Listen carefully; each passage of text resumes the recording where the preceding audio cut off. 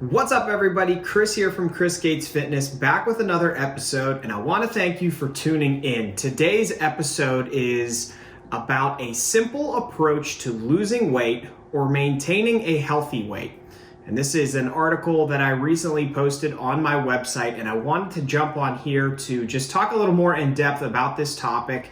We broke it down into a few different categories to walk you through just what a simple approach can look like and how we can kind of get out of our own heads when it comes to figuring out how to put our own plan in place. Obviously, putting a plan in place can be pretty daunting if you don't know what you're doing, if you haven't done any type of dieting plan before, and also if you are jumping on the internet to try and figure out what you should do. The internet is a place that's, especially for things that are fitness and nutrition related, it's a place where you're probably going to get multiple answers for the same question, anything that you ask. So I want to walk you through what I think would be a good, simple approach for you if you're looking to lose weight or if you're looking to maintain a healthy weight, or possibly both. Perhaps you want to lose weight and then after you're done, it would be very responsible of you to then potentially want to know what the right steps are to take to maintain that weight moving forward. So we're going to go into the basics. We're going to talk about guidelines for exercise.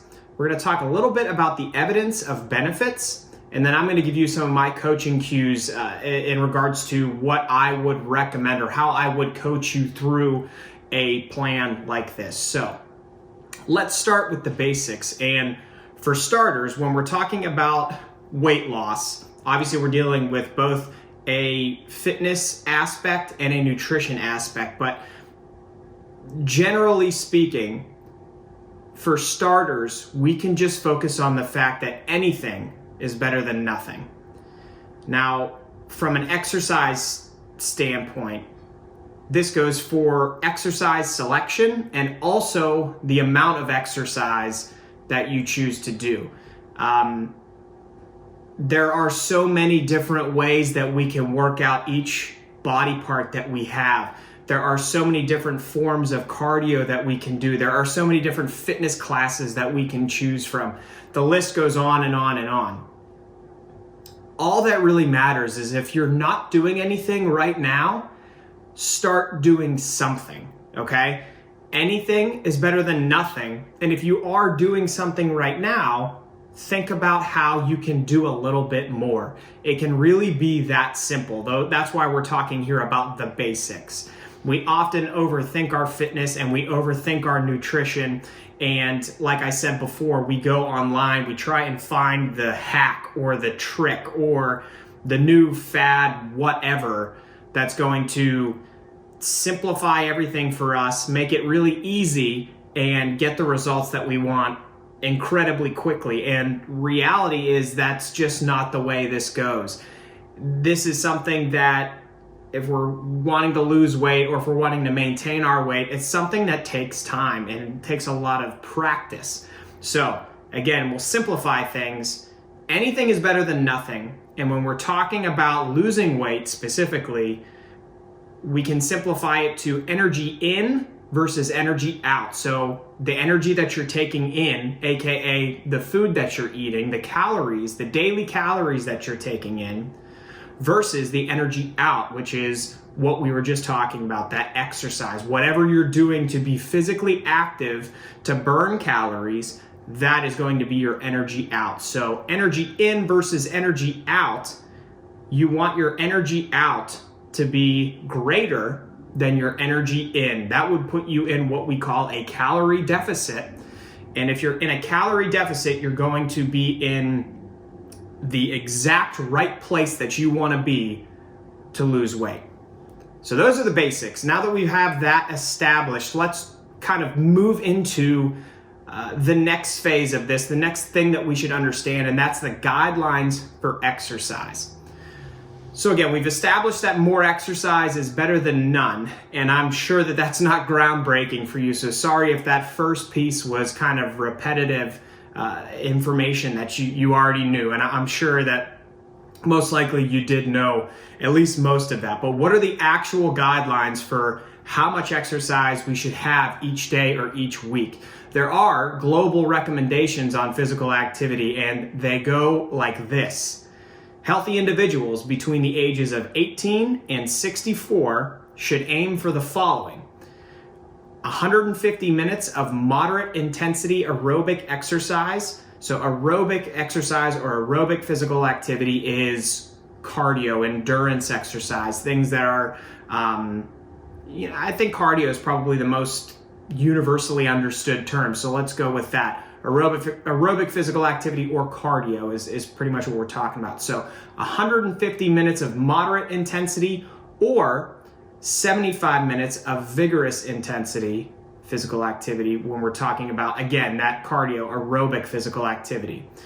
Additionally, on at least 2 days of the week, we should be doing muscle strengthening activities. And by muscle strengthening, we mean weightlifting. So to, again, simplify, the whole theme here is making things simple. To simplify all of that, 150 minutes of cardio, at least 2 days of weightlifting. I think that is as simple as it gets. Now, okay, what is moderate intensity? What is vigorous intensity? What weightlifting should I do? I like to make this even simpler for people. For beginners, for people that are very sedentary, I like to just say, if you're not doing anything, let's try and work our way up to exercising around 20 minutes a day. And we'll pick a certain amount of days for us to do that. If you are already exercising and have a little bit of endurance built up and you have been in the gym lifting weights, let's try and exercise for 20 to 25 minutes each day. So you can see we're starting from a realistic point to eventually build things over time. But those are the guidelines for exercise, the global recommendations that I went through, and then my even more simplified recommendations, which are just move, find a way to move, try and do it every day, and try to get 20 to 25 minutes.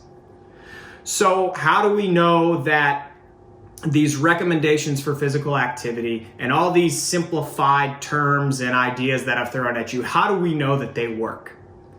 Well, there is a recent study that would give us some insight into how much simply meeting these guidelines can improve your weight and your overall health. There was a study that surveyed 1.7 million Americans and asked them to self-report their physical activity levels.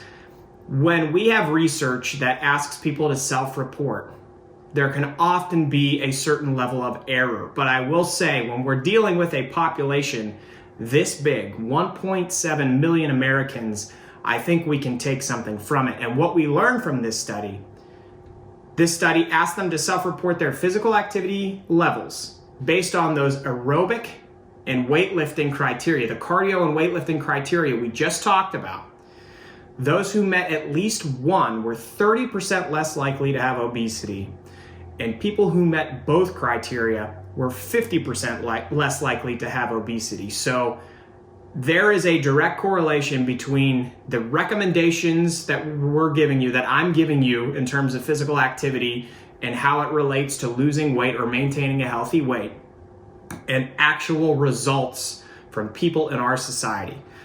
The best way to lose weight or maintain a healthy weight is to do both aerobic and weight training, both cardio and weightlifting, okay? And to do them regularly, and like I said, kind of within that framework of 20 to 25 minutes a day. But okay, so now we know that this is real. There's a benefit here, and we understand kind of the framework of how this all comes together. But how do you put it into action? Because like I said at the outset, we're talking about you putting this program together for yourself.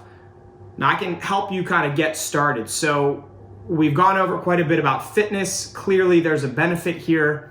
If you're not exercising, start doing so. So we'll start with that group of you that maybe you're not very physically active. Well, the best thing that you could do, to be honest with you, go walk. There is no better exercise invented in the history of physical fitness than walking. Walking has instantaneous benefits on a cellular level within all of our bodies.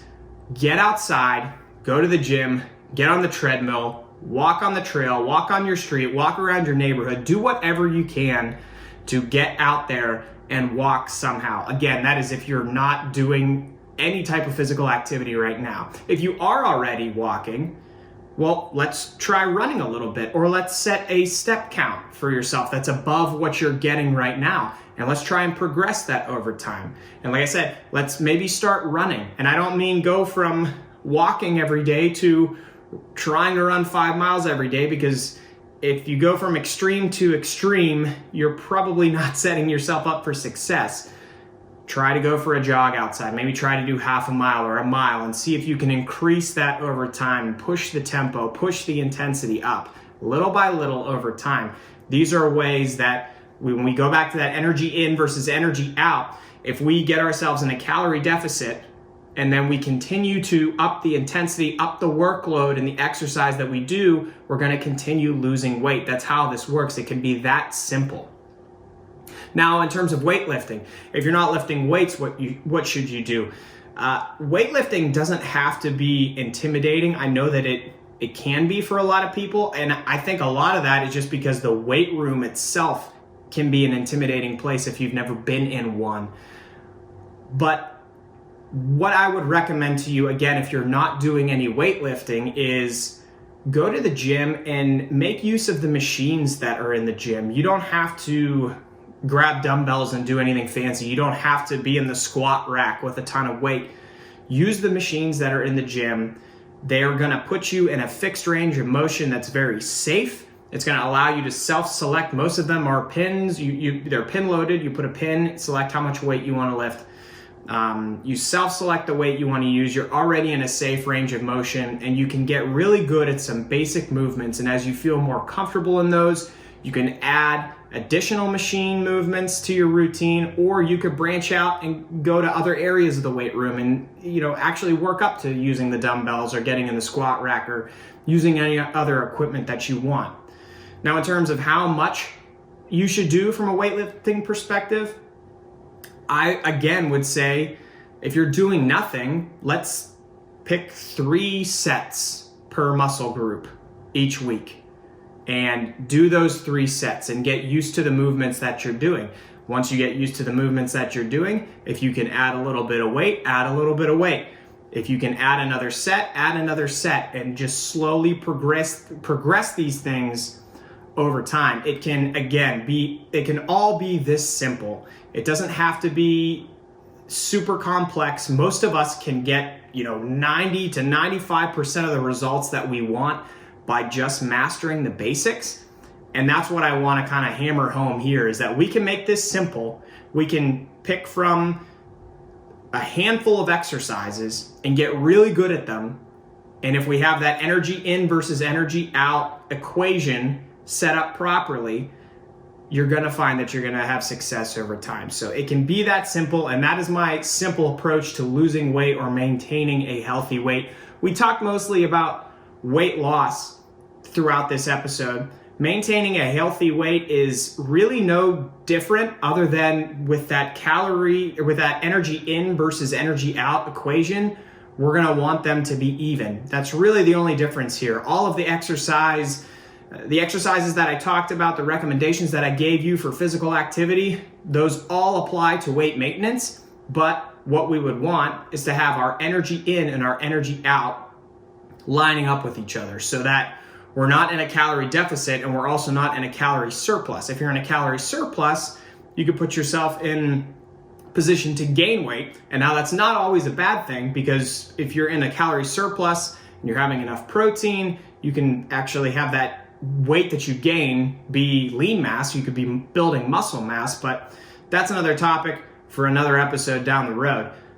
But that is the real one difference between losing weight and maintaining a healthy weight, is the energy balance that we talked about at the outset and throughout this entire episode. So I hope this was helpful. I hope it made sense, and I hope it is something that you can use and implement if you're looking to set up your own plan, get started, really go from a place where you're not happy, not active, not doing the things that you want to do, or being reaching the goals that you have to actually working yourself towards those. So like I said, if I hope you like this. Let me know your feedback. If you have any questions or anything like that, please feel free to reach out, and I will be back with you guys again soon, I promise. If you haven't already, make sure that you're following me on all of the social media platforms that I'm on. So this episode, there's a video of it you can find on YouTube and Facebook. I post these videos to those two platforms. Additionally, this is also being recorded as a podcast, which you can find on Apple Podcasts and Spotify. And I'm also on Twitter, Instagram, and LinkedIn. Just search Chris Gates Fitness. You can find me in all of those locations. So once again, thanks for listening. I appreciate it, and I will talk to you guys again soon. See ya.